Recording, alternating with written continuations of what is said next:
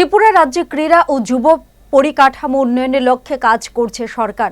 কৈলাসহরে 200 আসন বিশিষ্ট যুব আবাসের নির্মাণ কাজ আজ পরিদর্শন করলেন ক্রীড়া ও যুব বিষয়ক মন্ত্রী টিঙ্কু রায়।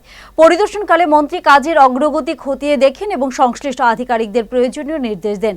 সাংবাদিকদের মুখোমুখি হয়ে মন্ত্রী টিঙ্কু রায় জানান, দুর্গাপূজার আগে যুব আবাসটি উদ্বোধনের চেষ্টা চলছে।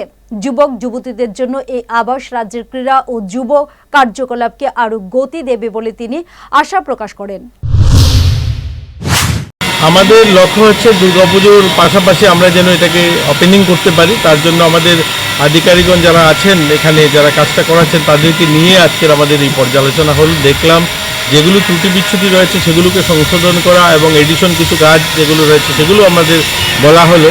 আমরা চাইছি দুটো যুব আবাস একসঙ্গে, উদয়পুর এবং কৈলাসের দুটো যুব আবাসকে দুর্গাপুজোর পাশাপাশি আমরা এগুলোকে যেন উদ্বোধন করতে পারি। এটা নিয়েই আজকের আমাদের এই ভিজিট।